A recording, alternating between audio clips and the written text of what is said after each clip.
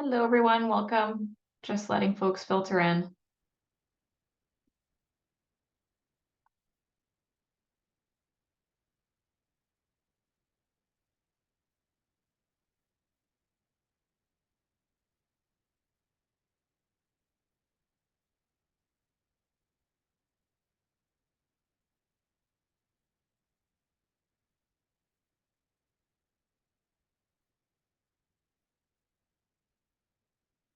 Okay, great. As folks continue to come in, since we are already after 12 right now, we can get started. And if you have any questions, feel free to post them in the chat. But yes, hello, everyone, and welcome to From Advocacy to Action, a webinar on the investor role in climate policy in Canada. My name is Amanda Watkins, and I'm the Senior Program Officer of Networks and Development at SHARE. SHARE, the Shareholder Association for Research and Education, is a Canadian responsible investing organization using shareholder engagement, advisory services, research, and education to help investors steward their assets in ways to contribute to positive social and environmental outcomes. I'm joining you today from the traditional and ongoing territory of the Haudenosaunee, Anishinaabe, and Huron-Wendat nations, land stewarded by many First Nations and Métis people, including the Six Nations of the Grand River and the Mississaugas of the Credit First Nation. This is the territory colonially known as Burlington in the Great Lakes region of Ontario. As a fifth-generation settler of displaced and indentured people, I'm honored to be able to join you from here. As we come together in dialogue about climate and the environment, I say thank you, merci, and miigwech to the land stewards who have come before us and who continue to progress this work today. If you're able, I kindly ask you to share where you're joining from using the chat function. For those of you we already work with, thank you so much for joining us today. And for those of you who are new to SHARE's work, welcome. We are thrilled to have you here. Today, we're excited to present the first webinar in a three-part series bringing together diverse institutional investors to discuss the role of investing in Canadian climate action.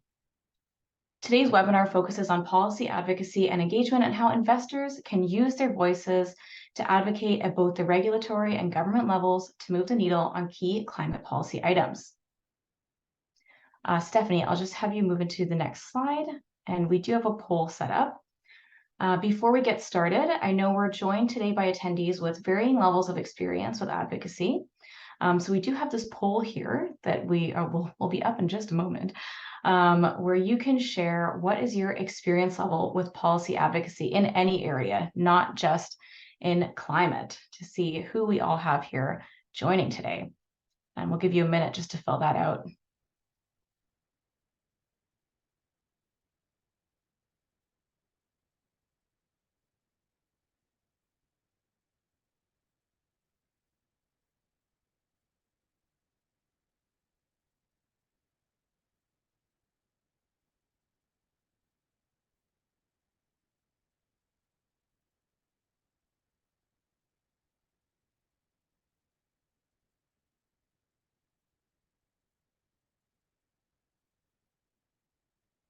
Okay, I think we can see the poll results. We can share those. Great. So quite a diverse pool, which is great to see. Many folks with some experience. And hopefully today it'll give you some insight into where you can go next on this journey. Okay, great. So for today's discussion, we're joined by policy experts in the field, including those from both Canada and abroad. We'll hear from three speakers, and participants are invited to share questions and comments using the Q&A function at the bottom of your screen. And if you're having any technical difficulties, please just feel free to use the chat function as well. At the end of the presentations, we'll go through the questions, and our speakers will have the chance to share responses and provide any comments. Today's conversation will focus on learning lessons from policy actors, major policy debates currently happening in Canada, and what past investor-led climate policy engagements have looked like. And so without further ado, I'd like to welcome our three panelists.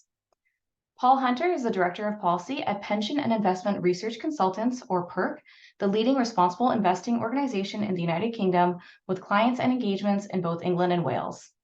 With PIRC, Paul provides ESG policy insights and advice to high-level clients, and Paul joins this conversation with extensive experience in public policy research, including with major public, private, and civil society clients. Today, we're also joined by Jonathan Arnold, the Acting Director of Clean Growth at the Canadian Climate Institute, or CCI. The CCI is Canada's leading climate change policy research organization, producing analysis and evidence-based recommendations to advance climate resilience, chart net zero pathways, and drive long-term prosperity. Jonathan has a diverse background in environmental policy with an expertise in sustainable finance and taxonomies, global energy transition, drinking water and wastewater, solid waste, and traffic congestion. And finally, our third panelist today is Amanda Carr, the Associate Director of Climate Advocacy here at SHARE. In her role at SHARE, she leads efforts on Climate Engagement Canada, as well as the University Network for Investor Engagement. Amanda joins SHARE with more than 2 decades of experience in environmental policy, regulation, and business risk, including securing a private-public fund to support conservation solutions in Canada's Great Bear Rainforest, and as the founder of Canopy Style, an initiative that transforms supply chains with innovative solutions.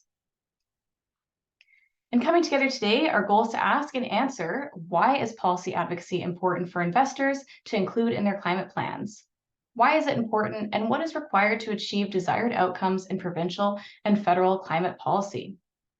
So thank you again to our speakers for joining us today, and I'd like to pass the microphone first to Paul, and I know you have a presentation for us just set up here, which Steph will put us into, and you can take it away. Thank you.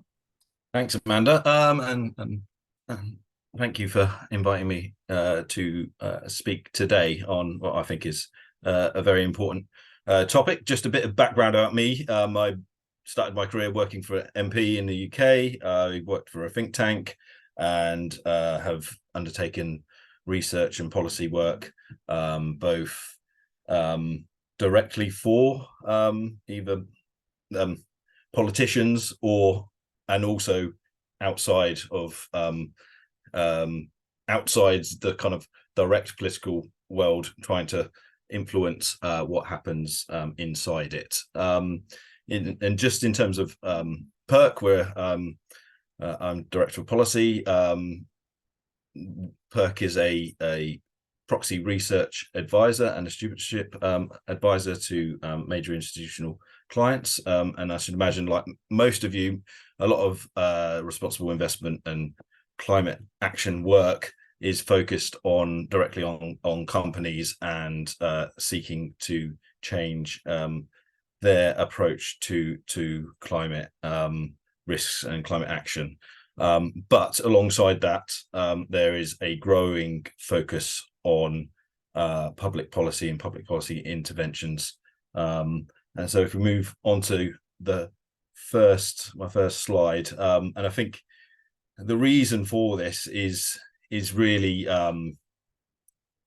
because sometimes engaging at a company level may not be the most effective way, or at least it should also come in tandem with focus on what can be achieved at a policy level, and in particular if we think about systemic risk, where you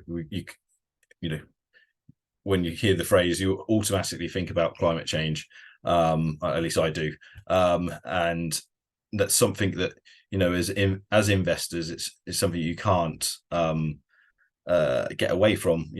Whichever stock you're invested in, climate change is going to impact your investment, because climate change is going to impact the whole, going to affect the whole economy. So on the right hand side of my slide here, and I apologize for my presentation, which will be very UK centric, but hopefully we'll have read across to a Canadian context. So on the right hand side is a section from the UK Stewardship Code, which is a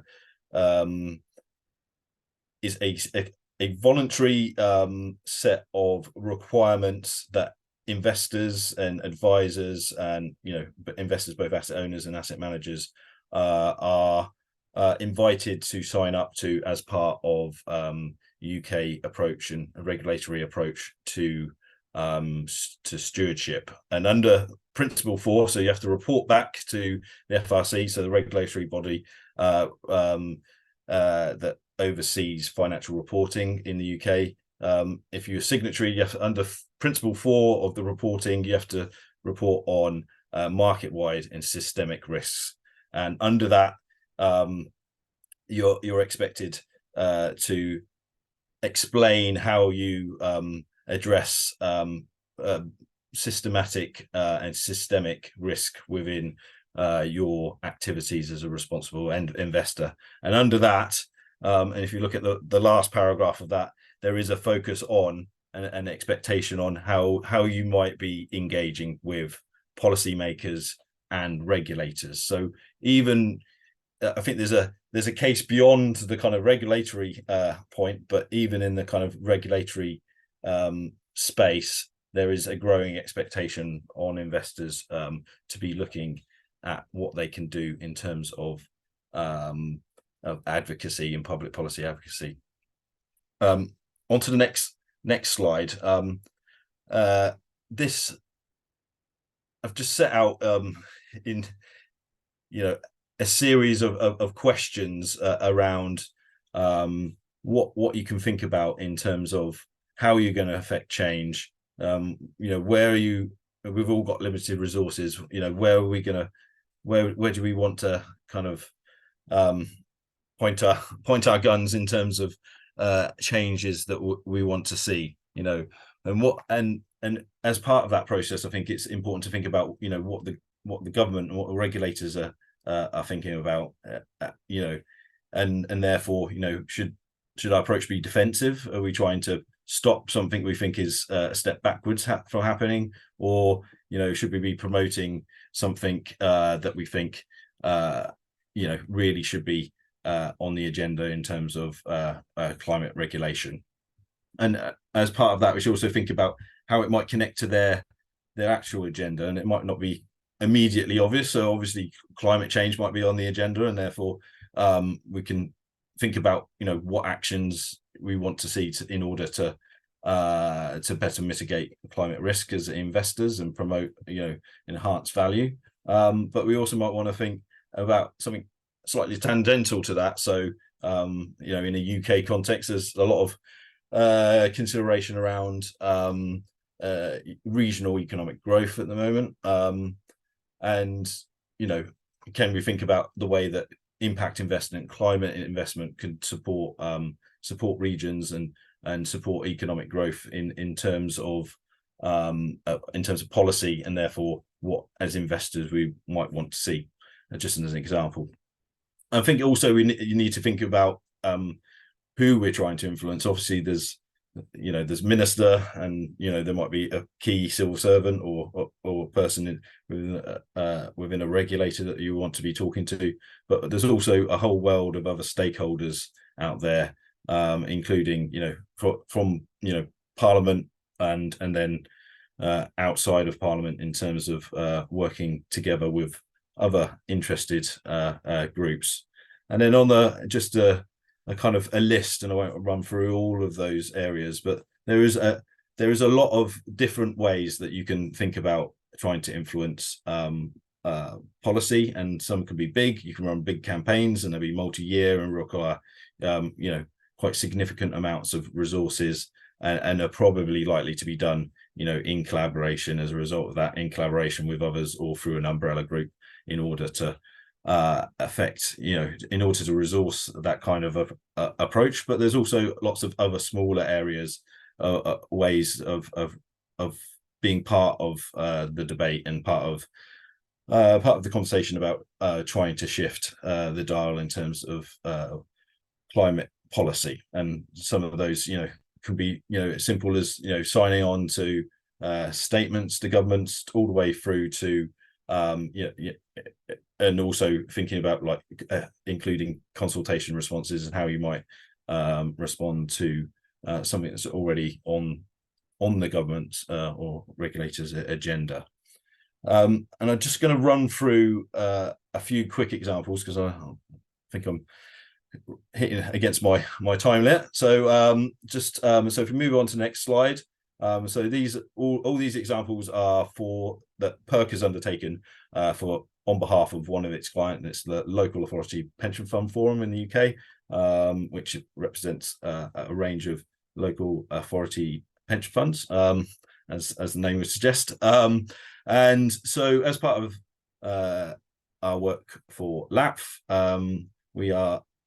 LAPF supports a parliamentary group, all-party parliamentary group on local authority pension funds. As part of that group, we ran an inquiry on the issue of just transition, which we felt we needed greater focus, especially at a policy level, because there was not enough focus in policy debate about the social implications of climate action. As part of that, so that involved, working with directly with the chair, who's a MP in the House of Commons, and other people who sit on the group. That helped support our conversation with them, but also helps some of our own thinking in terms of, what changes do we want to see. Related to that, and then there was a consultation regarding transition plan task force in the UK, which effectively was set up by the UK Treasury in order to establish the gold standard for transition plans for companies and also investors. Now, the first draft of that omitted the issue of just transition. So as part of our consultation, we were fairly upfront. We said, this is missing. We think you should be including this in your framework for transition plans. The second consultation came out, and I'm sure LAPF wasn't the only one to point this out, but it did include just transition questions win the framework that companies should be thinking about. So it's a kind of direct link between our work thinking about an issue, then using particular means in which to influence the agenda and having a successful outcome.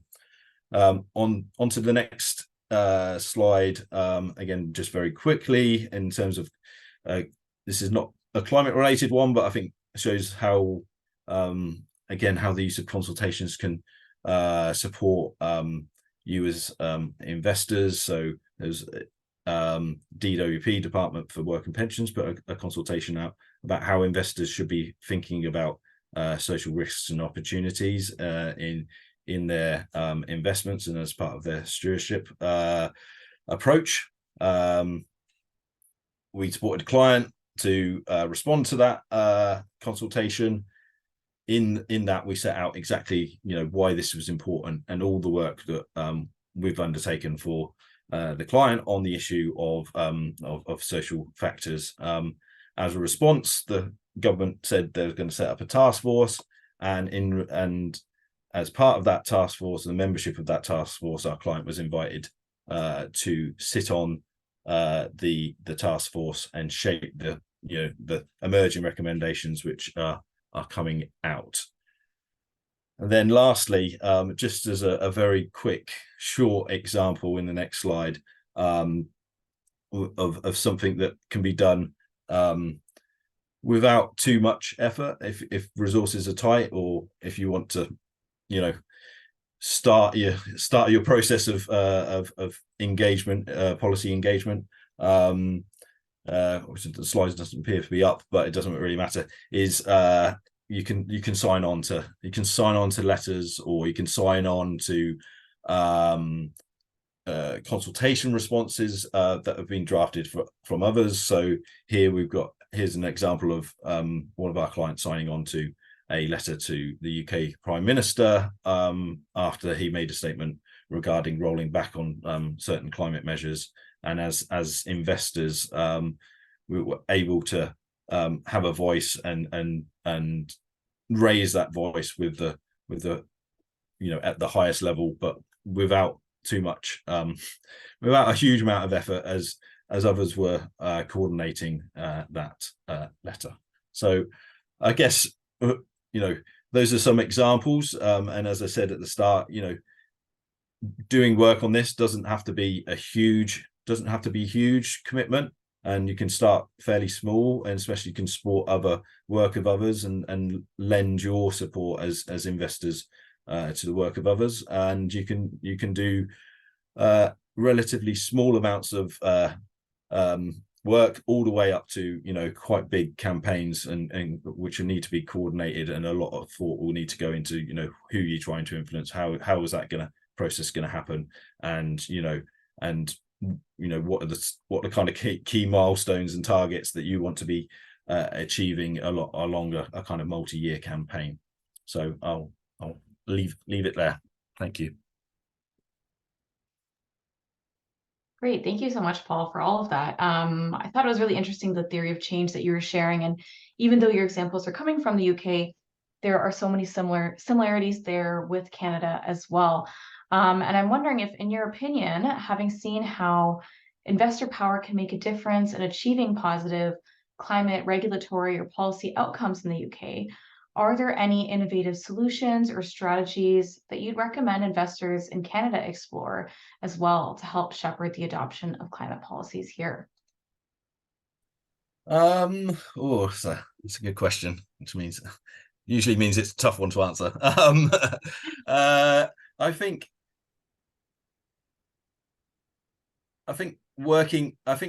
it's not really innovation, but I do think two things. One is, I think investors have a really strong and powerful voice, and it's a voice that governments will listen to. So I think it's really important that those on the kind of responsible investment side really do use that voice to say, actually, we think there's a strong investment and business case for addressing climate change, and we want to see some real solid action on this. In terms of innovation, I think working together as investors is vital, in terms of, as I said, often we've got I should imagine everyone's stretched in terms of activity they're trying to undertake, and there's no shortage of engagement topics and issues that you want to be talking to companies, or expect your asset managers or your stewardship providers to be doing on your behalf. So I think working together and providing a kind of collective voice to government is really important, and strengthens what you can do in terms of being listened to. I think that's important. I think it's not easy. Getting change is not easy at a company level, and it's also not easy at a public policy level. So yeah, it's all those kind of set of examples that I put out are kind of standard methods and tools that you can use and should be thought about. And also in the language of engagement, you should also think about how you escalate some of these issues where we're not getting any traction. But I mean, that's always a judgment call about how close you want to be to government, and how to influence what they're doing, and at what point do you say, actually, we're not getting anywhere and we have to look at a different route and be louder and use the media and such like to push for change. Great, thank you so much. And we'll have a chance to come back to more questions as well at the end of all the presentations. So we'll be hearing from Paul again.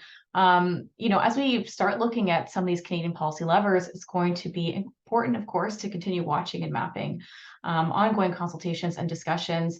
And Jonathan from CCI is joining us today to share his presentation on, the pulse of climate policy activity right now in Canada. So I will pass this along to Jonathan to take over from here. Great, thanks, Amanda, and pleasure to be here and to speak on this really important topic. Just given that I do have a fairly short amount of time to go through kind of some bigger picture things happening in the Canadian climate policy landscape, I thought it'd be helpful just to start with a quick snapshot of the progress that has been made to date, of kind of where we sit currently with Canada's emission targets, what that means for investments, and then pivot a little bit and talk specifically about one particular initiative that I've been involved with, and that's trying to develop a taxonomy for Canada in terms of developing a standardized way of how to talk about whether investments are genuinely aligned with climate objectives. So you could just move to the next slide. I'll move through these first few slides fairly quickly, but I think they're helpful in setting the table. So this just provides a longer term perspective on emissions, Canada's emissions over the last 15 or 18 years or so. And what's clear is that there is some progress. If you look at the top line, which is an index of Canada's greenhouse gas emissions, they've come down slightly from 2005 levels. So we are starting to see some progress there. What's more, I think what makes me more optimistic is this decoupling between emissions and economic activity. Historically, these track together in terms of more activity and more emissions, but we're increasingly seeing these become decoupled. That's partly due to technology, but it's also partly due to policy. And so that overall shows that we can grow the economy and reduce emissions. Next slide. So just to provide a little bit more detective work in terms of what's happening behind the scenes in that last figure that you saw. So if you take a slice of the data from 2016 to 2021, we can actually decompose the drivers of change in emissions. So on one part of it is, more economic activity is going to result in more emissions. So that's the first bar. So 56 megatons were coming from just the increase in economic activity. On the other hand, because of changes in policy, we are seeing a significant chunk of emissions reduction specifically coming from decarbonization. And that's industries and businesses using cleaner sources of energy and different energy carriers. So using electric end uses like heat pumps, electric vehicles instead of fossil fuels. And then there's also another wedge around energy intensity. So this is really about just technologies getting more energy efficient over time, which leads to improvements in total emissions reductions. And then that right bar just shows the net level of emissions across that period, and shows the kind of the total gain. Next slide. So within that, I think it's also helpful just to take a sectoral perspective, and I think that this will also feed into the conversation about where efforts are worth targeting with advocacy and particularly from the investment community. So no surprise, I don't think to many people on this call, but the oil and gas sector is by far the largest source of emissions growth in Canada, and that has been true over the last decade or so. Whereas we see significant emissions reductions from the electricity sector. A lot of that has to do with the policies implemented in Canada to phase out coal-fired electricity generation. So that's a really good example of a policy success. And then also the flip side of that, lots of opportunities in zero emissions technologies like wind and solar, and that have enabled that transition away from coal. And yeah, interesting things happening in heavy industry as well, in terms of technologies being adopted to reduce emissions, leading to a significant chunk there as well. Next slide. So I wanted to include this slide just to make the point that it's not just about emissions reductions. There's more than one objective here. And for Canada, obviously a big part of that is driving down emissions, but it's also ensuring the competitiveness of the economy, and ensuring that there are sources of prosperity and growth, economic growth over time. And a lot of that has to do with investment. This transition cannot happen without significant increases in capital flows to the different sectors and activities that are going to be aligned with that net zero future. So this chart is from Natural Resources Canada's major projects database, and it just shows the level of investment going to major projects across the economy. And a few things happening here. The wedge of oil and gas investment is going down, while the total level of investment for other types of activities is growing slightly. But I think the big story here is, and it will come back to this in my point about taxonomy, is that really we do need to see a much larger increase in investment in these emerging opportunities to help offset declines in investment in Canada's kind of more traditional emissions-intensive sector of oil and gas. And this really does show the double edge of competitiveness. As global demand for oil and gas declines, that obviously poses a challenge for Canada, being a very energy dependent economy in terms of our exports. And what we need to replace that with are obviously cleaner sources of economic growth, be that clean electricity, new technologies like carbon capture and storage, plus lots of other opportunities within more traditional sectors, which I'll come back to in a moment when we talk about taxonomy. Next slide. So yeah, this is the last slide I wanted to include before going deeper on taxonomy as one example. But policy takes a long time, or can take a long time, to bind. Capital stock has a lot of inertia in the economy, especially when we talk about long-lived assets, whether that's buildings or in heavy industry and oil and gas as well. And so lots of policy has been implemented in the last 5 years. But we need to look forward in terms of what that could mean for achieving Canada's targets. And so we can use modeling to provide some insights on what that could look like. Last year, the federal government released its emissions reduction plan that included some modeling in terms of what existing policies and announced policies would do to making progress on our target. We did our own independent modeling at the Institute to kind of test that, and this is what you see on the chart here. And what we find is that if all of the policies that have been legislated, that have been announced, and that are still in development, if all of those things happen, we'll be within spitting distance of that 2030 target, and on we'll be in a fairly good place in terms of being consistent with that overarching goal to net zero by mid-century. But that's a big if. There are some really big policies in the works right now that do need an extra push to get over the finish line. The federal government is going to be announcing some big developments, I think, this December around methane emissions regulations for the oil and gas sector, a zero emissions vehicle standard. Those regulations will be finalized in December.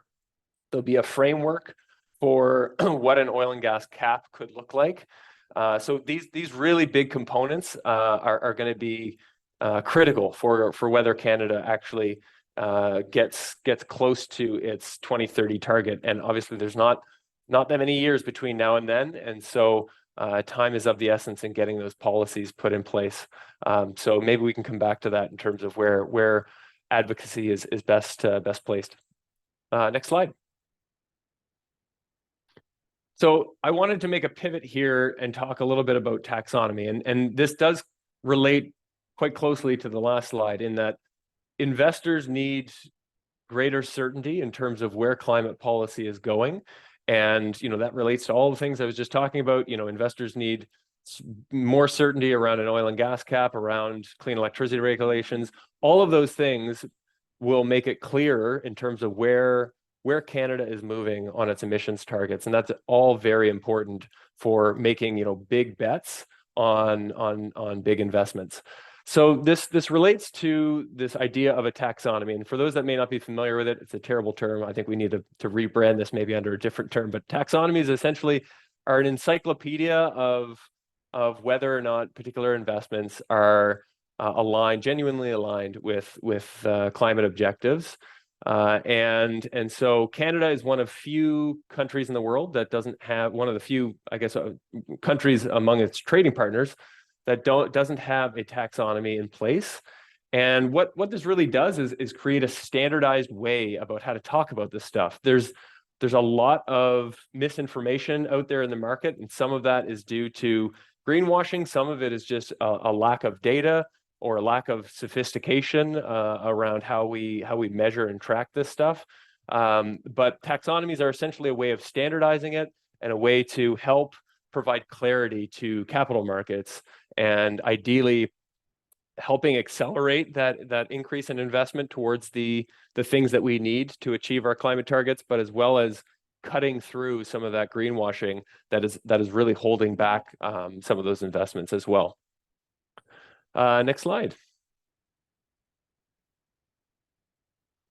So I've been working with the Sustainable Finance Action Council over the last year and a half or so, and we have been working on a taxonomy framework for Canada. And so the Sustainable Finance Action Council, it's comprised of Canada's 25 largest financial institutions, and it was originally established by the federal government to provide advice on what to do around things around taxonomy, around disclosure, around data, and that sort of thing. And what we came up with was a framework that it mirrors what other countries have done. So if you think about all of the activities in the economy, and you can look at the figure here on the bottom. If you can think of all of the activities in the economy, you plot them on a scale of their transition risk and their transition opportunity. You have these activities on the far right-hand side that are what we call green activities, where they're the lowest transition risk and the highest opportunity. Almost all of the other taxonomies in the world focus on this bucket of activities. And these are fairly intuitive things, whether it's low or zero emitting activities like solar and wind, or those that help enable them, whether it's hydrogen pipelines or even just transmission lines for electricity. What's less well defined is this middle bucket of activities and transition activities. And again, I think this relates to the topic of today about advocacy and where to really focus efforts. Canada is a very emissions intensive economy, and achieving our targets means that we have to decarbonize our emissions intensive sectors to be consistent with that net zero pathway. So it's not just oil and gas. Oil and gas is definitely a challenge, but you can think of that as a separate thing.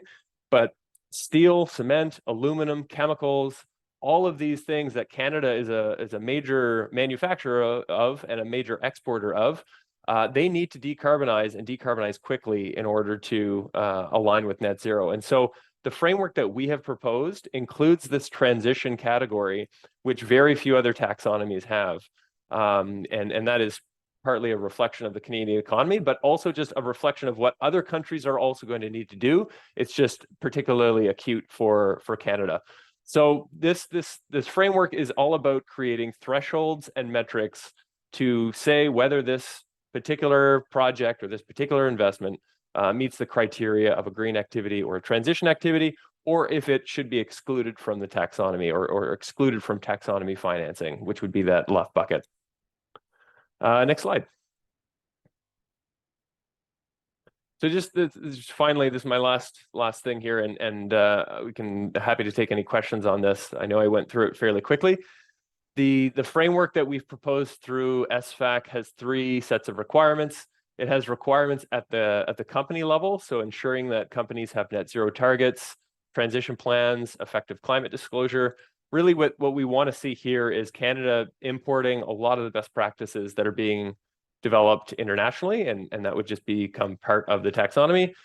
The second component are the specific requirements, and this is really what I was describing on that last slide, of being able to determine whether or not a particular asset or particular project meets the eligibility for green or transition label. And then third is a set of do no significant harm requirements, and this really is what other jurisdictions have used as kind of safeguards against other really important objectives. That could be non-climate environmental objectives, that could be clean air, clean water, that sort of thing. Could include just transition, and in Canada's context, also ensuring that these projects align with Indigenous rights and title and the principles under the United Nations Declaration on the Rights of Indigenous Peoples. So that's the framework in a nutshell. Apologize for moving through it very quickly, but I hope that that gives you some more insights on how that works, and I'll leave it there.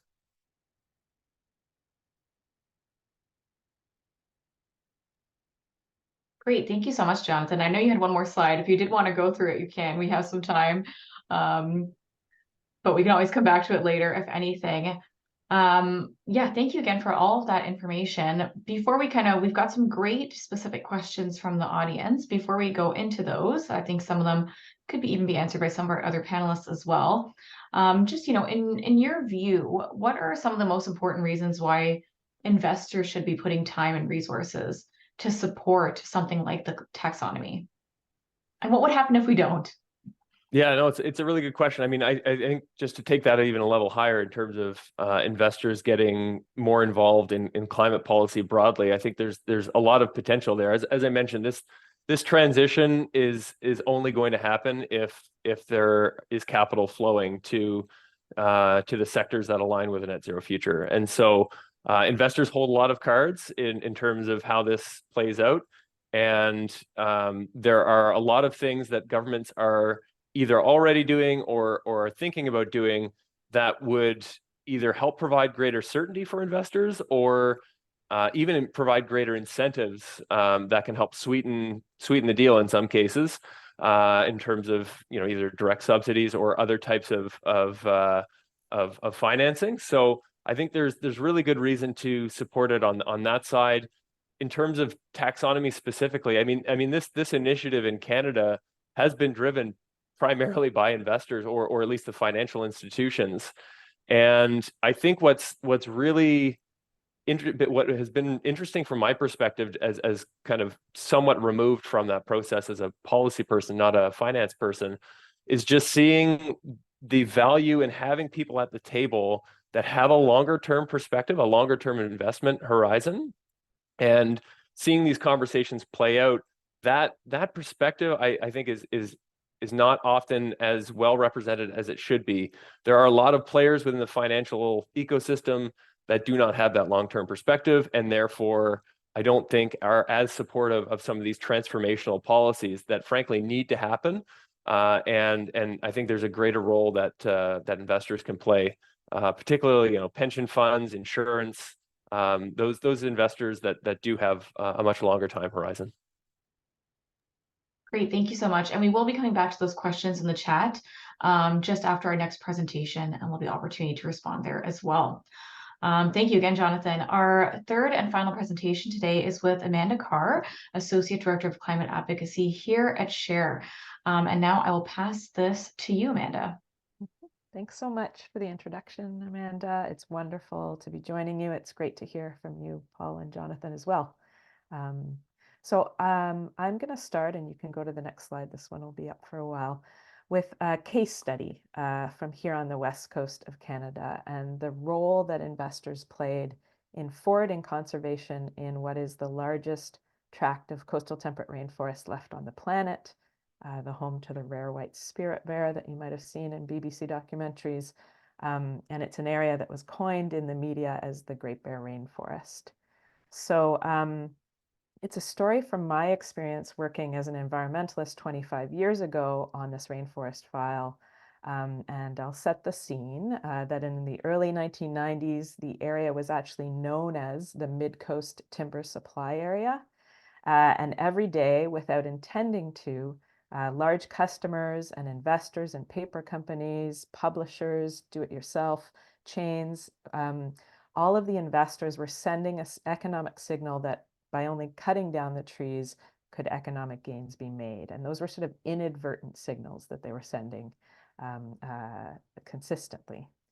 And so environmentalists, like the organization that I worked for, were at odds with logging companies, and First Nations that were looking to forward their own land use plans were really struggling to be heard by the provincial government and by the federal government at the time. Then what happened is business got involved. And, you know, I remember hearing about CEO meetings, the CEO of Home Depot talking to the CEO of the largest forest company and saying, you know, look, my customers don't want a 2x4 with a protester hanging off of it. Investors began asking for due diligence on supply chains to understand the exposure and risk they had to the conflict.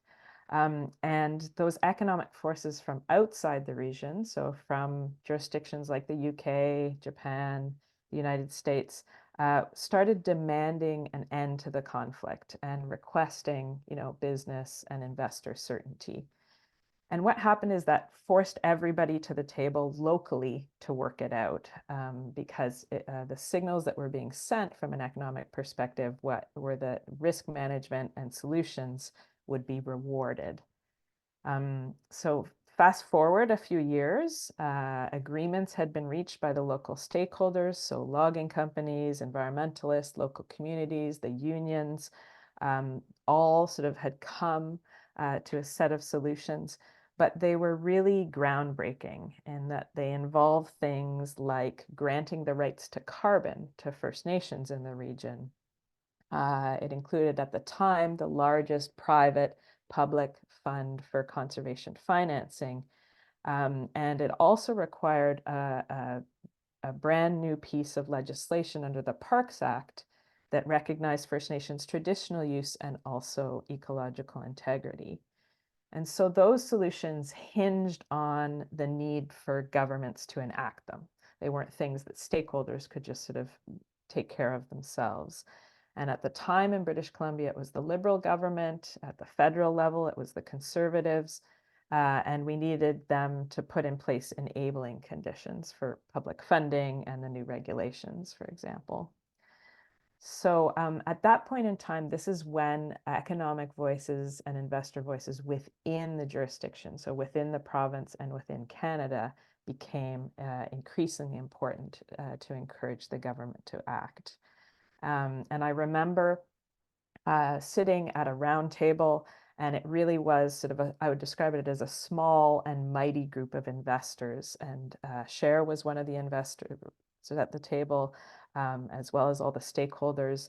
And I think sometimes we sort of all feel that, you know, government regulations have to be influenced by these huge power dynamics, much larger than a single investor, a single foundation. You know, you're representing your pension fund.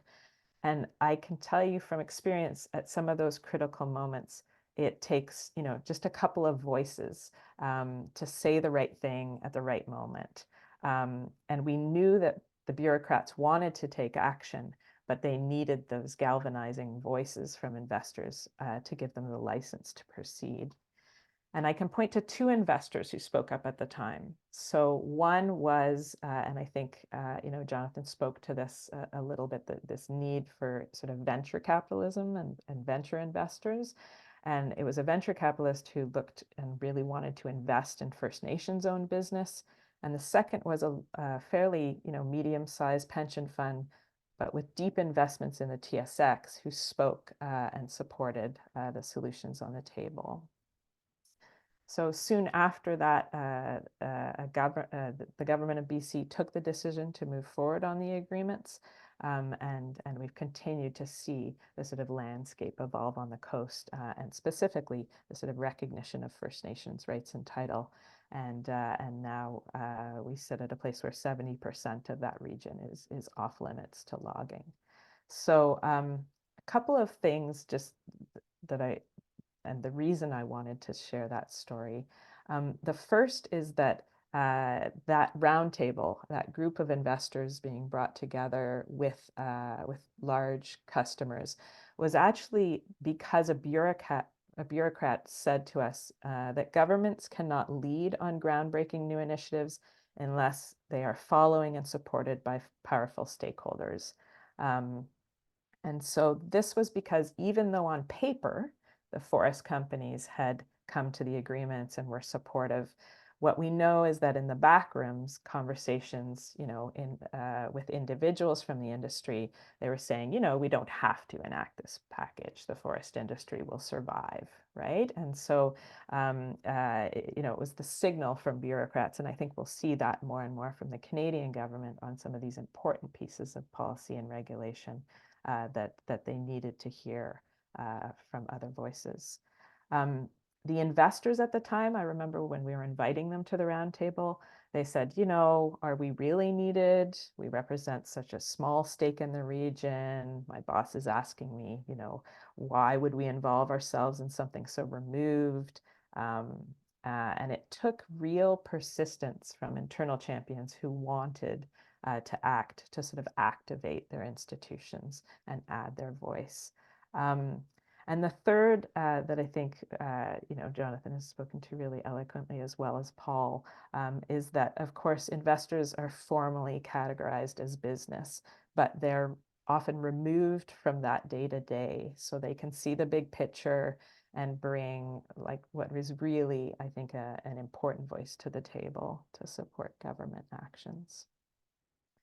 So that's my story, and I'll move on beyond spirit bearers and a much younger version of myself, and maybe I can sort of apply some of this to some of the upcoming pieces of policy in Canada that we want to focus investor support on. So the next slide would be great. So Jonathan spoke to the taxonomy, just to put a sort of additional highlight on it. I think as investors, without this taxonomy, we run the risk of sort of being lumped in with actions, with funds that are greenwashing, and in that we sort of can feed into the jadedness, right? And so I think it's really important that the taxonomy get forwarded. It's really important that investors support the taxonomy, just so we continue to see and acknowledge the differentiation of real climate action from other sort of sustainable finance moves that could be made. I'm going to talk about two additional pieces of government regulation, and there's others that Share works on and supports, things like the Senate bill being moved through at the moment, but these two I'm going to highlight because they're so timely and have media profile at the moment. So the first, we can go to the next slide, is the federal clean energy regulations. And of course, they've caught the spotlight, the media spotlight here in Canada again this week. And so on August 10th, the Government of Canada released its long anticipated clean energy regulations. And the importance of these draft regulations is that they represent a significant step forward in delivering on the government's commitment to a net zero electricity grid by 2035. And of course, that's a crucial element in meeting Canada's energy transition to 2050. And the regulations are designed, to increase our economic competitiveness, to transition to renewables, and of course, to fight climate change. But on Monday this week, the regulations were thrust again sort of into the legal spotlight and the media spotlight because Alberta's premier made a move to challenge the regulations under the Sovereignty Act. I was reading through some of those stories this week, and of note, a University of Calgary professor from the law faculty called this political theater with no legal standing, as provinces, of course, can't pick and choose which federal laws apply. And so I think it's really important as some look to sort of create further divides, to further polarize the issue within Canada and within certain provinces. There's a need for a considered business voice, which of course includes yours as an asset owner, to show support. So Share, and I think many on this call have been engaging and forwarding the voice of asset owners and investors to support these regulations for many months now. And of course, if you're interested in standing up now, as we sort of see the counterattack on them, please be in touch so that we can continue to support the federal government in making these necessary and what really are, I think, measured actions to address clean energy regulations. The next piece of climate policy I wanted to speak about is built on, and Jonathan alluded to it, the fact that Canada is the 4th largest oil producer. We're lagging behind our peers in tackling emissions. And I think Jonathan's graph showed 26%. I've seen sort of 26, 27% of the country's emissions can be accounted to the oil and gas sector. So regulations around a cap have been promised and delayed by the federal government since about 2021. And on Friday last week, so just a few days ago, the government actually responded to a journalist inquiring if the draft would be published before the end of year. And it sounds like that has been confirmed. So we should expect to see some sort of framework before the end of this year. And as these draft regulations appear, SHARE is really interested in coordinating an investor voice to support them in Q1 2024. Next slide, please. And the last piece I just wanted to put on your radar, it's a continuation of SHARE's efforts to shine a light on some of the corporate lobbying efforts we've described that are countering strong policy, climate policy in Canada. And so, as many of you know, over several years, SHARE produced reports documenting and disclosing the lobbying efforts of Canada's oil and gas sector. And this work will be taken to the next level in 2024 by working with what is a global leader on the topic, Influence Map, and building this into the efforts of Climate Engagement Canada, which is an investor network representing 39 of Canada's largest investors with a focus on climate action. So just stay tuned for that piece of work in the first half of 2024. And I think I'll conclude with my last slide, just leaving you with a quote from Catherine McKenna, the former Minister of Environment and Climate Change. And you can see this is from an interview she did just last month, which is really asking business voices to come out of the shadows in Canada. And at SHARE, we recognize there's a long-standing comfort and effectiveness of investors engaging on disclosure and security regulations. But we're really looking forward to, in this turnaround decade for our planet, to bring investors together to tackle, what are real-world regulations in a real-world economy, essentially. So we're here as your partners and collaborators.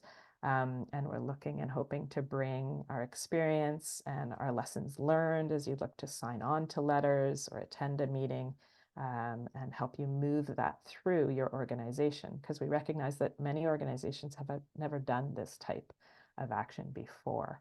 Yeah, thanks so much for exploring these opportunities with us. Great. Thank you so much, Amanda, for that overview of some of the things coming up right now.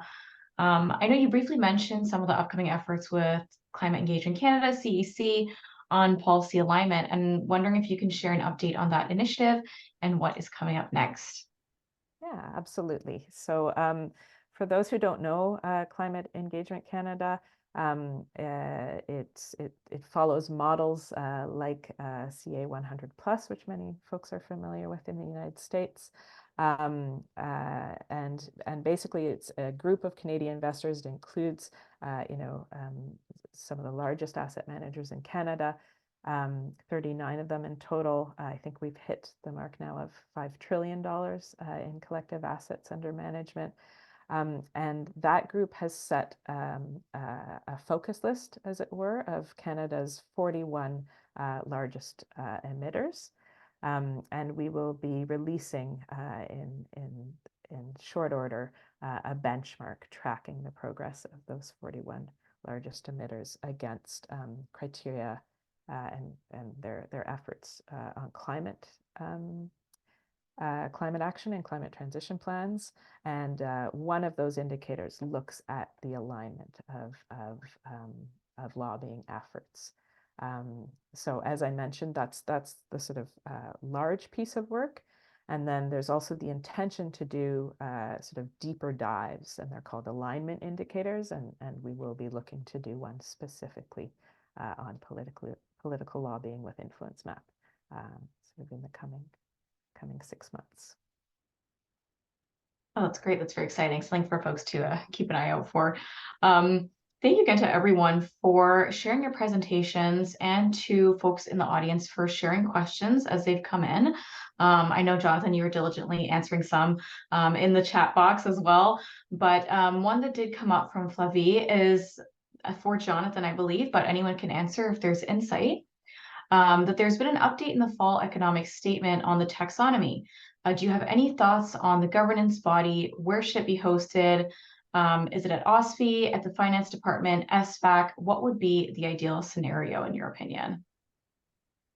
Yeah, thanks for the question. So in the fall economic statement, yeah, there was a commitment to delivering on the taxonomy, and it was tasked to the Department of Finance, Environment Canada, and as well as NRCan to deliver on that. And they also put $1.5 million towards that effort, which is good to see in terms of a commitment from the federal government on this really important file. In terms of governance structure, I don't know if there's a perfect answer, or at least from my perspective. I think what really needs to happen is, no matter what, it needs to be fully independent from government and from influence from those that are financially supporting the taxonomy itself. And at the end of the day, unless this institution is scientifically credible and independent, I really don't think it really serves its purpose. So whether that's through OSFI or through another avenue, I'm not really sure what the best option is. I would be inclined to pull it out of the Department of Finance because that I think would compromise the independence, as well as SFAC, given that is a body of financial institutions. I think it would need to have greater independence than that as well. So there are a few different governance models being suggested, and I'm confident that that can be something that can maintain that credibility, and also just having durability and making it very difficult for a future government to unwind. You need this to, in the name of policy certainty, you need to be able to have it stand the test of time, and so that also needs to be a big consideration in terms of a governance structure. So lots of questions, and I don't know exactly what the optimal solution is yet. Okay, great. Thank you, Amanda. I know you also spoke to the taxonomy. Curious if you have any thoughts or insight on governance structure right now, where things stand. I think Jonathan covered it, but thank you, Amanda. Okay, great. Thank you. Another question that came in through the chat from Karen regarding the role of pension funds. And this was around, there's been a lot of debate on whether the federal government should require Canadian pension funds to invest in Canadian infrastructure. And some pension funds are concerned with this. What is your response, both the opportunities as well as potential unintended consequences? And I know this question is framed in the Canadian context, but Paul, if you have any thoughts as well on, that sort of requirement federally, and if you've seen something like that happen before. Yeah, so I mean, just going back to the previous question, I mean, there's a similar debate in the UK about the green taxonomy and where it should sit. So that the bit which is focused on kind of greenwashing products, it's is likely to is FCA, which looks after the kind of consumer side of people consuming financial products, but it doesn't really sit there. So it's likely to sit the taxonomy itself within probably, it looks like, in terms of the Financial Reporting Council, which oversees auditing and reporting from companies themselves. So that's just as an aside in terms of the UK context of some of the similar questions. And again, in terms of investment, it's very much a live issue in the UK, and certainly just from a purely financial perspective, pension funds are not very happy about government saying you should do this or that in terms of investment, and I don't think the government could legally require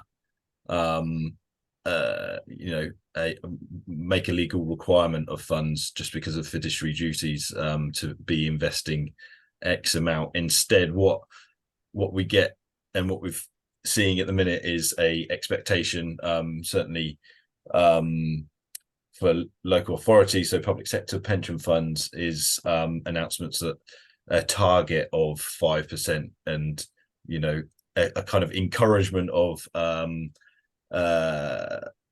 pension funds to be investing 5% locally, and then what locally means is means anywhere in the UK. Read into that what you want. And also there's an additional requirement. And again, it's not a requirement; it's a expectation, or a call for public sector investors to be investing 10% in private markets. So again, direct investment to try and support both infrastructure, but also new startups and venture capital as well. And again, it rubs up against the issues around fiduciary duty and making investments on the investment case.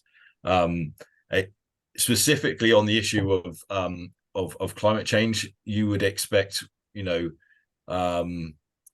a framework and expectations around how that investment is supporting the government's objectives around net zero.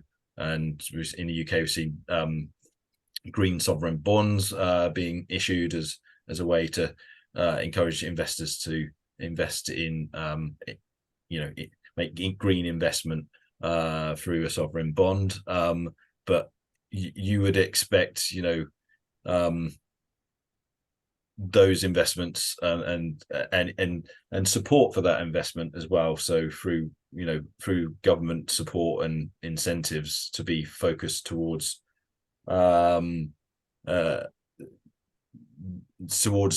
achieving the transition. Whether that happens in reality is not happening. In terms of that call is largely focused on investment in order to achieve growth, rather than a kind of wider expectation. So I mean, that's the context in the UK, but certainly you would expect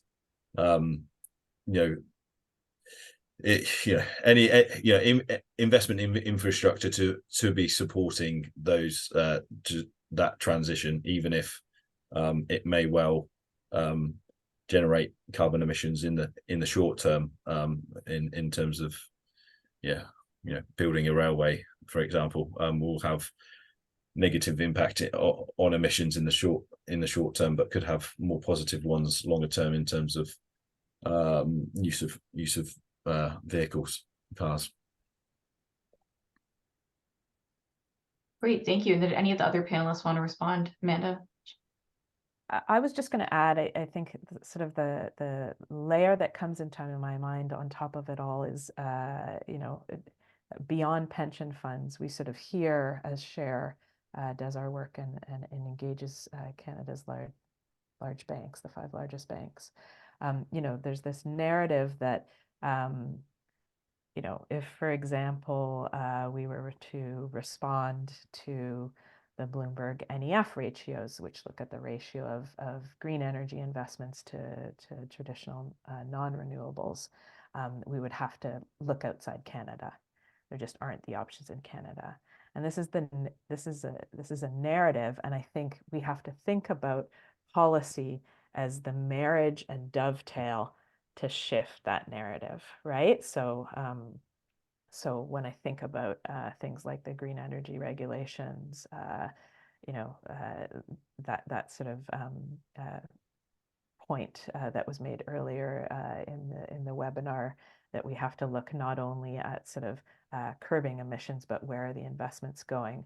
I think it's that there's this chicken and egg and sometimes circular argument within Canada that we can't invest in green because that has us looking outside the country, and yet we can't have policies in place that drive those shifts to green energy. So it reinforces for me the importance of all of us weighing in on key policy pieces to create the enabling conditions to steer the investments, not only where the government of Canada might tell us they want them to go, but also where I think many of us want to go ourselves as opportunities present themselves. Yeah, and I just to add to that, I think there could be a relation also to this issue of not necessarily greenwashing, but this hesitancy towards getting more involved in sectors that are traditionally or historically emissions intensive because they are seen as dirty. And we've heard a little bit about that within Canada's mining sector as a sector that does have that history, and also a history of controversial history around other types of impacts related to their projects, whether it be on human rights or Indigenous rights and title and that sort of thing. So that's where I do see tremendous value in things like taxonomies that can standardize how we talk about these things, so investors have confidence that, yes, this is a low carbon mining project that enables the transition and is not your typical mining project that has that same sort of label on it. So I think that improving market information can go a long way, and we haven't yet explored that. So I guess my inclination is to start there and then explore other more heavy-handed approaches. But I think there's lots more we can do in terms of providing better information to markets, and that's a good starting point, I think.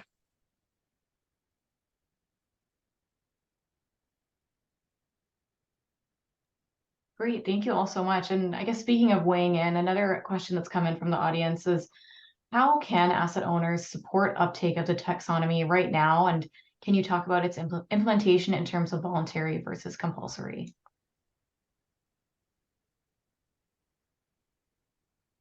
Who do you want to take that one? I mean, Jonathan, I feel like you're probably best positioned to answer that one. So. I just didn't want to speak too much. So yeah, I mean, the taxonomy is kind of weird in the sense that it's a very niche thing that hasn't generated as much attention as these bigger policies like the oil and gas cap and clean electricity regulations, and there's a good reason for that. But I think that from my perspective, I've seen a lack of public support from allies and advocates in this space that can go a long way to convincing decision makers that this is something that we ought to do. It took the federal government almost a full year to sit on the report from SFAC before even getting that statement in the fall economic statement. So it was a long time coming, and part of that was just because there was this internal debate of whether this is something that Canada should move ahead on. And having more allies, I think, just gets us closer to that critical threshold. One particular example of that is, obviously there are certain constituencies that are very vocal opponents of these sorts of things, those that stand to, I guess, lose or have the greatest challenges with the transition. Those voices tend to dominate. It's like a Google review. You're way more likely to see the upset person than the 100 others that are kind of pleased with the overall approach. And we really need those other people, those 100 people, to speak up and say, yes, this is something that could be transformative for Canada, and the government should move ahead with it full steam. That can go a long way, and particularly from industry, we were really lacking that kind of public support from those heavy emitting industries that do need to decarbonize. Not talking about oil and gas, but steel, cement, chemicals, aluminum, all of those. It was pretty quiet, and that support can go a heck of a long way. Great, thank you so much. And I'll just open the floor right now. If anyone else had any other questions from the audience, you can feel free to raise your hand or unmute yourself if you prefer to ask the question that way. And yeah, just, interject, I guess. Amanda, there was something that you said during your presentation when you were talking about your experience with the Great Bear Rainforest. And you're talking about the importance of saying the right thing at the right moment. And curious across the panelists, in your opinion, right now, what do you think is that right thing to say at this moment to catalyze change? And we can start with Paul.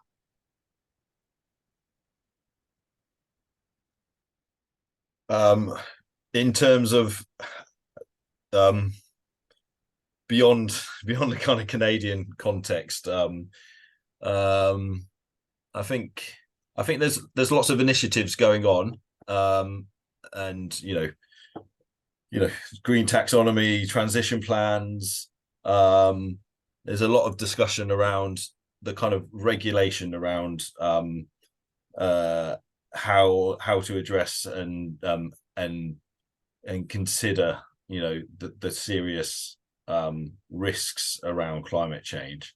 And I think certainly from perspective, and I guess it's probably similar, hopefully, in terms of the Canadian context, is that action needs to be taken now, and we want to see change implemented, in the short term, because in a similar sense in the UK context, we've seen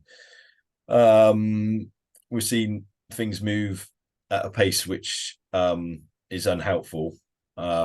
So I think certainly on those kind of initiatives, there's a need to be having a strong message around wanting to see implementation happen in the shorter term. And I think more broadly, again, I mean, in the UK context, if we're thinking about flows of capital into climate projects and transition into the transition, there is continued concern around policy certainty and moving forward, and then the government rowing back, and that just creates a lot of uncertainty for investors who already say when it's not the kind of main conversations we have with our kind of the clients that we represent, but when we talk about why aren't you investing more, they say there's a lack of good investable projects there, and that's partly down to policy certainty. It's also around policy that can crowd in private finance and make some of these projects viable. So there's that is there's a monetary component to that, which hits you straight up against treasury and budgets and the rest of it. But there's a lot to be done, and a lot that needs to be done very quickly. I think that's probably be my kind of central message. And then I would just dovetail onto that. I think right now, in our landscape and in our context, there's this inherent human factor, which is you speak up when there's something wrong for you. And right now we're in a context where I think we need to start supporting and speaking up with a move by government that's going to be right.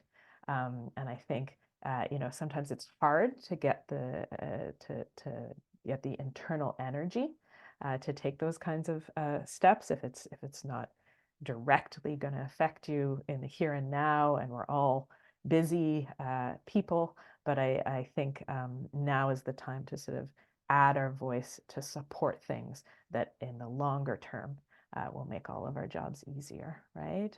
So again, sort of speaking to that urgency, but also not waiting to complain, if that makes sense.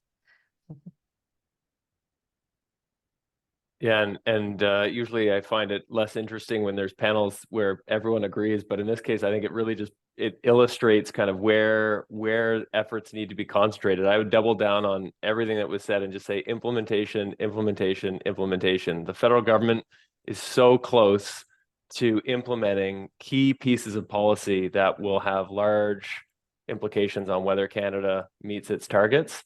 And there's a very big risk that those don't make it to the finish line. Just even the oil and gas cap, for example, we expect to see a framework this December, which is fantastic, but ultimately that then needs to go through 2 different rounds of regulatory assessment through Canada Gazette 1 and Canada Gazette 2. And that takes time, and we don't have time. So the more voices that can get behind just that simple message of implementation, I think the better. Okay, fantastic. Thank you all so much for joining us today and sharing your presentations and insights. Stephanie, if we could just go to the next slide. And thank you to everyone for participating and sharing questions. We will circulate some links for folks, including to the slides, as well as some of the reports and ongoing activities happening right now that folks may be able to engage on. We do have another webinar coming up in January regarding investor climate action plans. The registration for that will be opening soon. So again, we'll share that in the email. And if we can also just go to the next slide again, Steph. Also the Share Investor Summit, the early bird registration is open for that. And we will be having a dedicated session on policy advocacy as well. So there will be more continued discussion, more continued conversation as well. If anyone has any questions or comments, you can reach out to me anytime, reach out to Share anytime, or visit us at share.ca. But thank you again for taking time to attend today, and we will be in touch soon. And thank you again to our panelists. But yeah, have a wonderful afternoon, everyone. Thank you. Thank you.